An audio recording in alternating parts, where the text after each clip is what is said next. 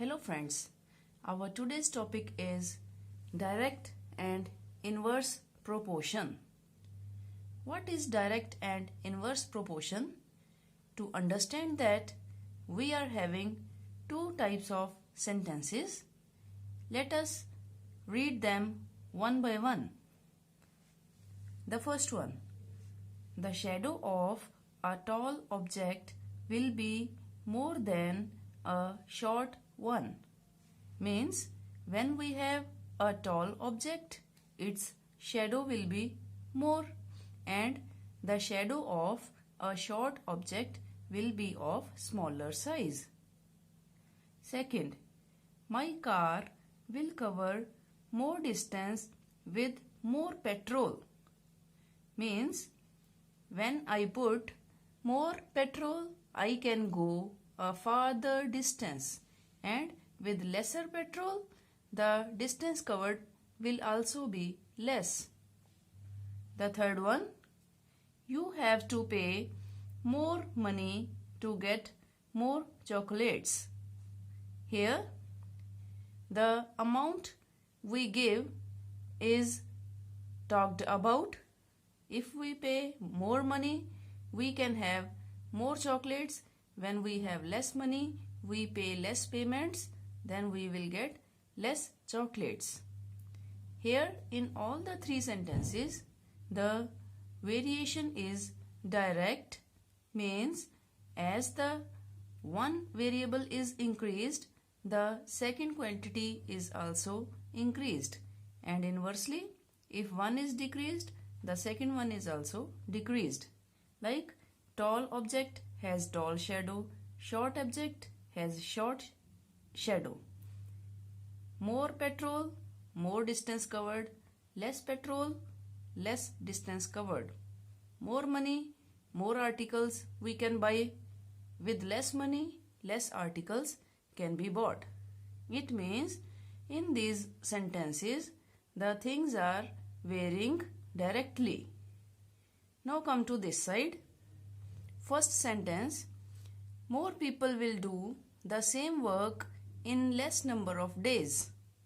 Here, the number of days is decreased when we engage more people for the same work. For example, one peasant can do the work in 2 days.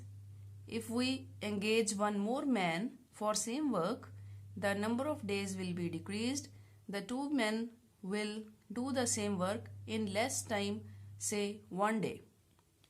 Second, when I increase the speed of my car, I will reach in less time.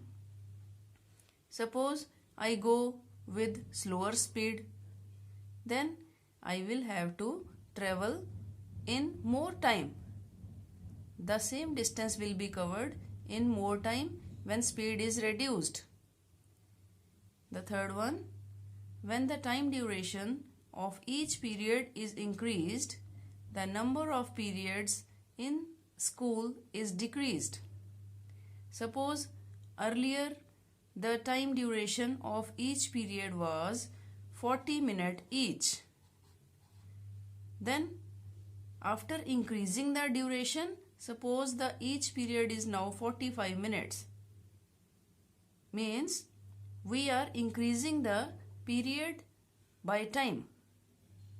Then number of periods will be decreased. Less periods will be there in the school when the time is increased.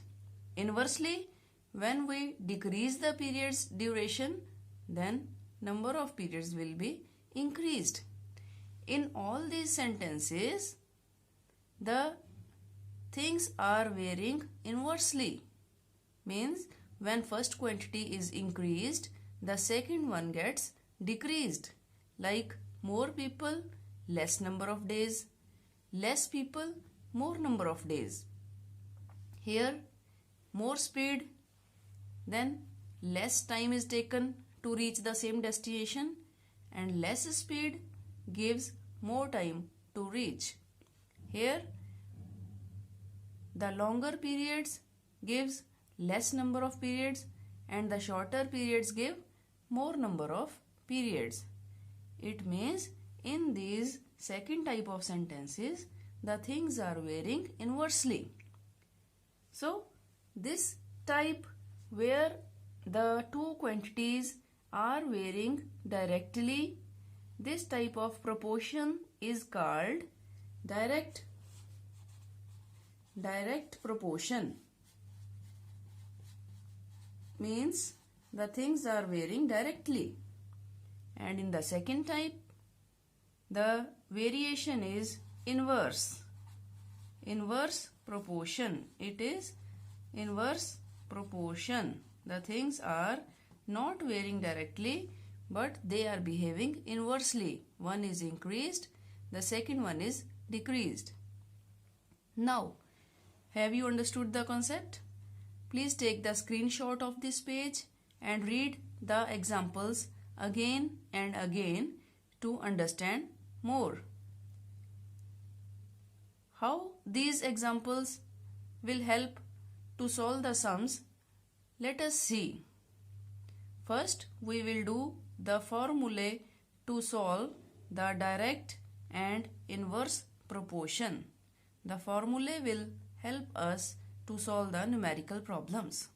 Let us begin. Take these two examples. We start with the first one. Here, the cost is given in first row and books is given in second row. Cost is given in rupees and can be written as X. Means X is the cost, like 30 rupees, 60 rupees, 90, 120 and 150 rupees. And books is represented by variable Y.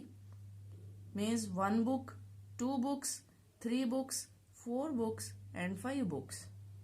And from this table we get the knowledge that the cost of 1 book is rupees 30. Cost of 2 books will be 30 and 30, 60 rupees. Similarly, with rupees 90, we get 3 books. And the cost of 4 books will be rupees 120. 5 books, 150 rupees.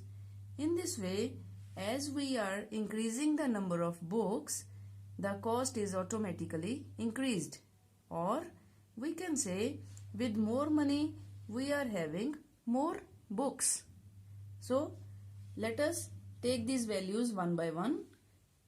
30 rupees gives 1 book. When we divide these two values, 30 divides 1 equal to 30. Next is 60 rupees give us 2 books, and dividing 3 2s are 6, again 30. Next is 90 divide 3, the cost divided by the number of books. Again 3 3s are 9 and 0, 30. Similarly, 120 divide 4 is 4 3s are 12 and 0. Similarly, 5 3s are 15, again 30. Each time we divide the cost with number of books, we are having the fixed value 30. It means we can write the cost X divided by number of books Y. Each time it is fixed value. We can say constant. It is constant. It is not changing. Here we are having the formula for direct proportion as X upon Y is equal to K. Constant is replaced by a number K. This is the formula for solving the sums based on direct proportion. Now come to this side.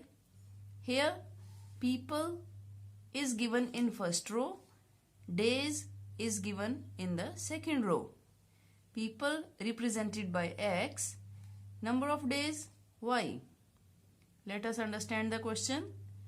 2 people will do the work in 20 days. When we increase the people by 2, 2 and 2, 4. 4 people will do the same work in less number of days. It means days are reduced to 10. Again, we are engaging more people. Now the people are 8. They will do the same work fast and the days are reduced. It becomes 5. And when the people are 16, they will do the same work in much lesser time, and that is 2 days and half more. 2.5 days. Means when we are increasing the number of people, the number of days are decreased. Increasing people, decreasing the days. The inverse proportion. Let us find the formula to solve the sums of inverse proportion. Here, what we do? Number of people multiply by number of days. It is 20 twos are 40. Again, number of people is 4. Number of days is 10. Multiplication 40. The third one, people 8, days 5 and multiplication 40. And the last one, 16 multiply 2.5. 16 twos are 32 and 0.5 means half of 16. That is 8. 16 twos are 32 plus 8. That is again 40. Here we are doing the multiplication of x and y. In direct proportion sums, we did the division. In inverse proportion sums, we are doing the multiplication. So, multiplying x and y, we get a fixed number and we write x multiply y is constant. From here, the formula will be x multiply y is k, the constant. So, when we will solve the sums of inverse proportion, we will use the formula x into y is equal to k. Now, how the sums will come? The question will be asked like we have to find this value. This is not given. Then we can compare any two values 4, 10, 8 and this unknown. And then we will do the calculation work. This, how to solve the sums, we will do in our next video.